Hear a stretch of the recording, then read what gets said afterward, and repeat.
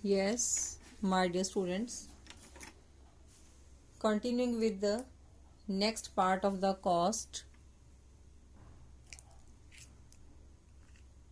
So first of all, we will discuss what is average total cost or average cost. Average total cost and average cost one and the same thing.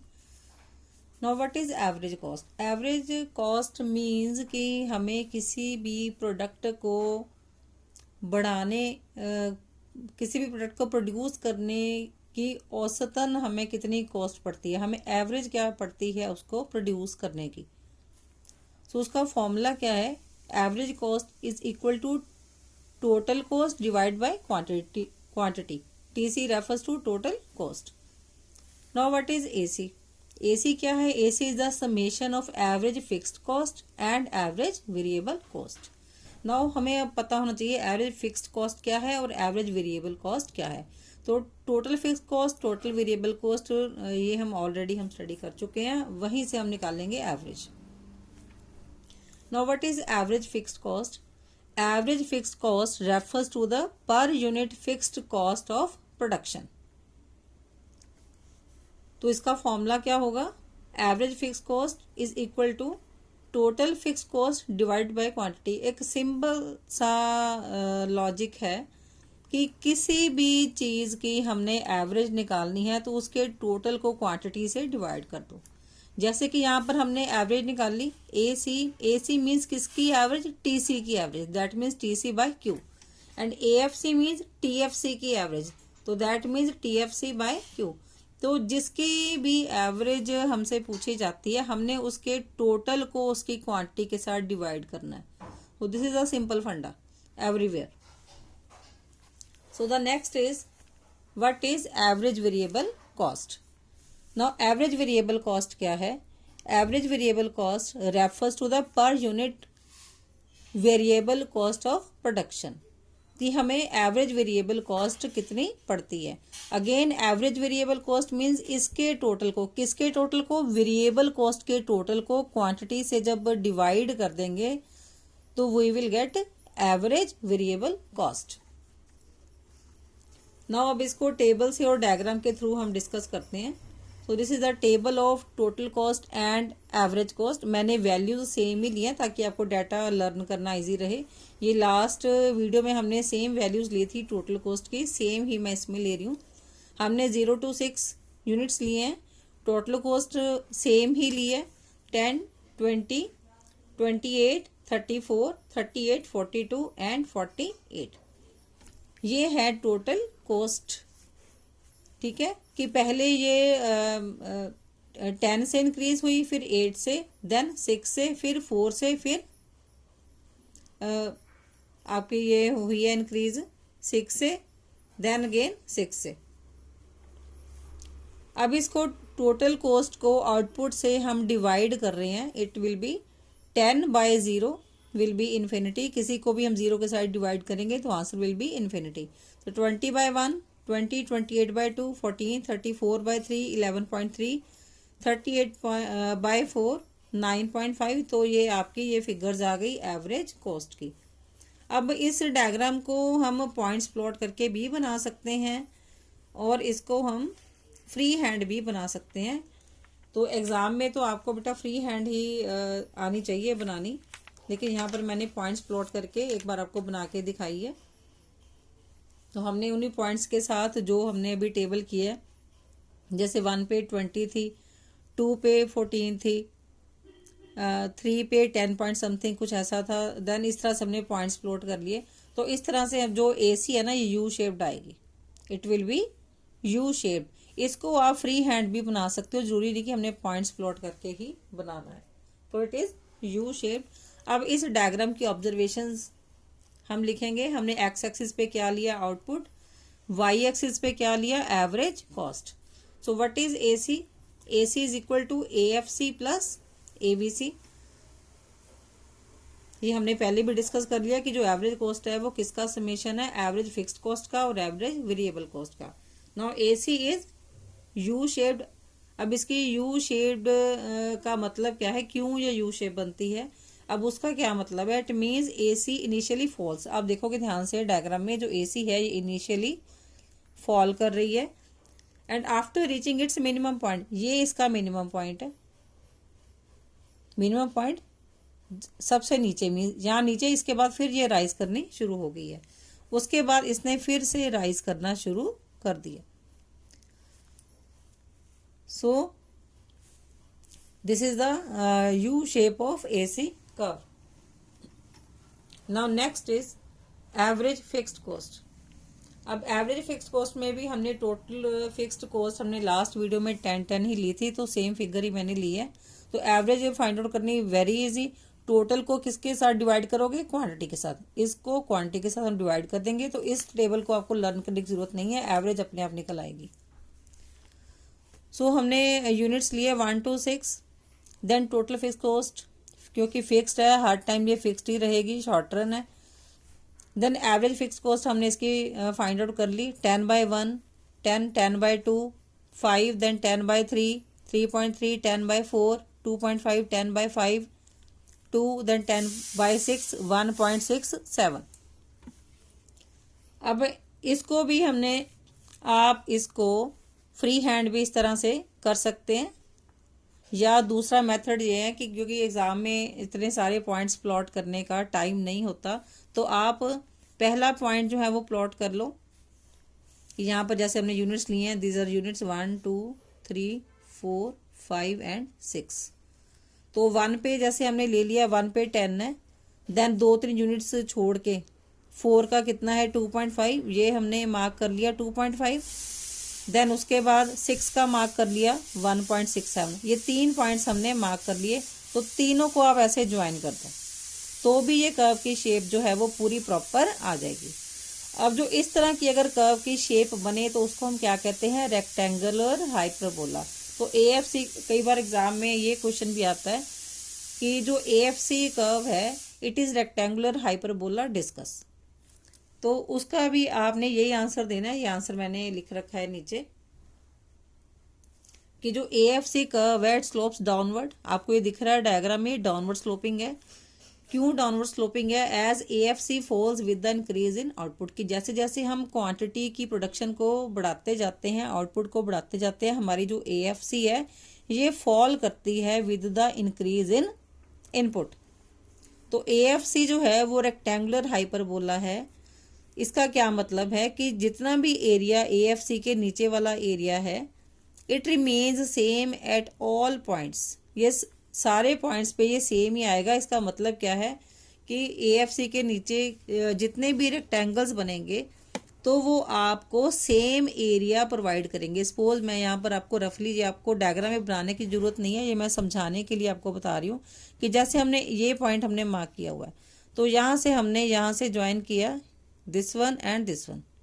अब ये आपको क्या show हो रहा है, rectangular shape. This is rectangle. तो एक मैंने सपोज यहाँ से बना लिया डायग्राम, ये इस पॉइंट से हमने पॉइंट से बनाना है, तो एक हमारा ये रेक्टेंगुलर बन गया, एक ये रेक्टेंगल बन गया, ठीक है। तो एक आपका ये रेक्टेंगल बन गया। तो वो क्या कह रहा है कि रेक्टेंगुलर शेप क्यों होती है, क्योंकि इसके नीचे जिस पॉइंट से मर्जी आप रेक्टेंगल ड्रॉ कर लो उसका जो एरिया है दैट विल बी सेम। तो it means area under the curve remains same at all points. किसी भी पॉइंट से जब आप इसको ज्वाइन करोगे तो उसका जो एरिया है वो सेम आएगा।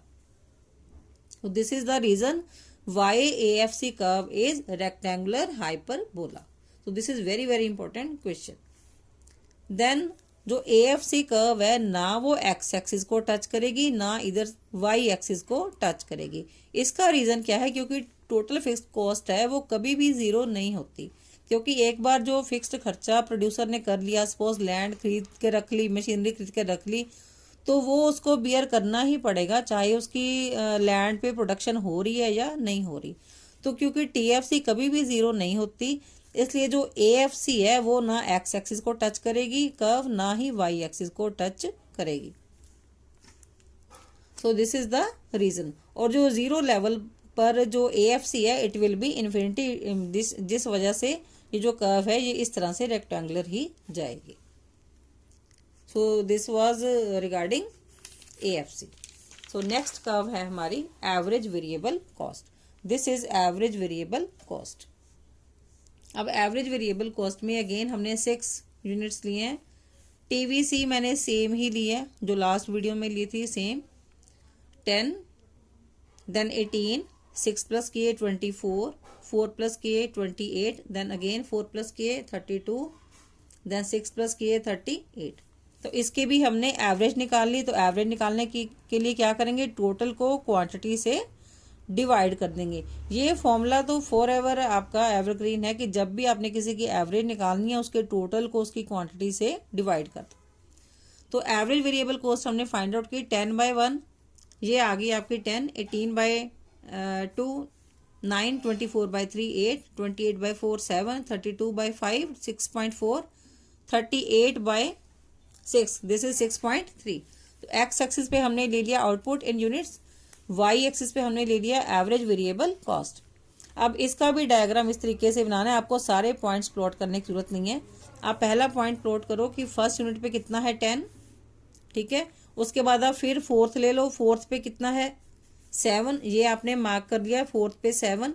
देन 6 का आपने मार्क कर लिया 6.3। अब आगे मैंने इसके यूनिट्स लिए ही नहीं है, अगर आगे हम इसके और एडिशन करेंगे तो इसकी ABC कर्व है, ये भी U शेप ही बनती है। तो आप पॉइंट्स को प्लॉट करके चाहे ऐसे बना लो, चाहे डायरेक्ट ही ऐसे बना सकते हो ABC। अदरवाइज माइक्रो में हम फ्री हैंड डायग्राम्स ही हमारी एग्जामिनेशन में रिक्वायरमेंट होती है, तो पॉइंट्स प्लॉट करने की इसकी जरूरत नहीं है। You can simply take as average variable cost like this. This is very simple. मैं फ्री हैंड आपको यहाँ पर ड्रॉ करके बता देती हूँ। यहाँ आपने यूनिट्स ले लिए output, here you have taken ABC on Y axis. अब आपने जो ABC है थोड़ी सी ये AC से ब्रॉडर होती है, ये इस तरह से ऐसे। सो इस तरीके से आप इसको बना सकते हो फ्री हैंड। तो डॉट्स लगाने की जरूरत इसमें नहीं है, it is not required as per examination. Now इसकी एक्सप्लेनेशन। नाउ ABC जो है ये U शेप्ड है, हमें दिखाई दे रही है। अगेन इसका U शेप होने का क्या रीजन है, इनिशियली ये फॉल करती है, initially falls and then remains constant. यहां पर ये कांस्टेंट है, देन उसके बाद and finally it starts rising. अब ये जो 3 फेसेस हैं हमारे पास क्यों आते हैं कि पहले ये फॉल करती है, देन ये कांस्टेंट हो जाती है, देन ये राइज करती है। इसका कारण भी लॉ ऑफ वेरिएबल प्रोपोर्शन है, जो हमने लास्ट चैप्टर में स्टडी की है, लॉ ऑफ वेरिएबल प्रोपोर्शन। उसमें 3 फेसेस हमने स्टडी किए हैं और यहां पर ABC में वही 3 फेसेस रिवर्स हो जाएंगे। सो यहां पर जो 3 फेसेस हैं वो कौन से लगेंगे, the 3 faces of ABC curve will be decreasing, constant and increasing faces. Variable proportion में क्या होता था, पहले जो टोटल प्रोडक्ट है वो इंक्रीज होता है इंक्रीजिंग रेट पे, देन कांस्टेंट, उसके बाद फिर उसका डिक्रीजिंग फेस आता है।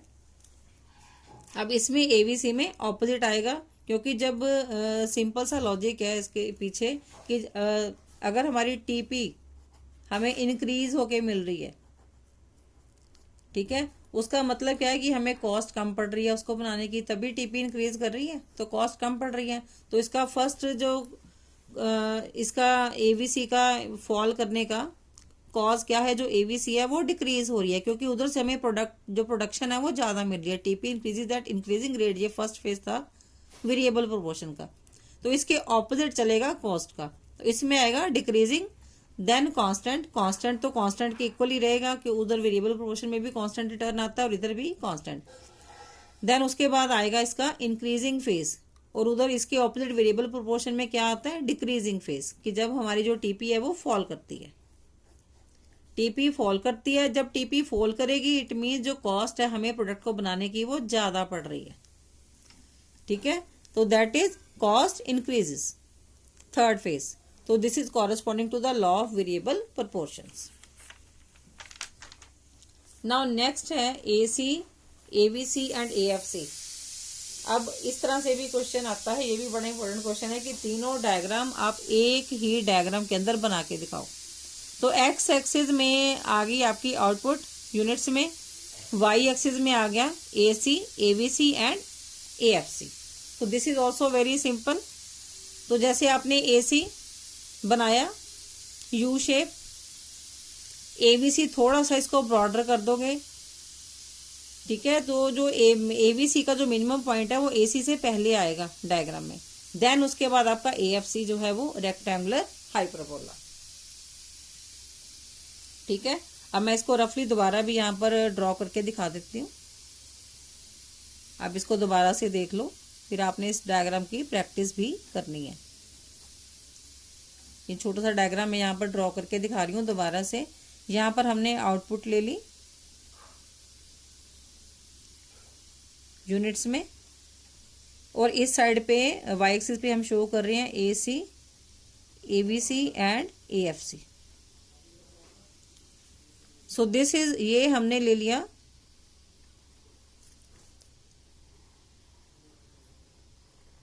दिस इज AC, देन उसके बाद हमने लिया ABC। आप देखोगे ध्यान से, जो ABC है इसने पहले टर्न कर जाना है AC से, लेकिन जाएगा AC के parallel J. This is ABC, ठीक है। देखो ध्यान से, AC का जो मिनिमम पॉइंट यहाँ पर है और ABC का मिनिमम पॉइंट AC से पहले आएगा यहाँ पर, ठीक है। और यहाँ पर जो रेक्टेंगुलर हाइपरबोला हमने क्या बनाना है, AFC।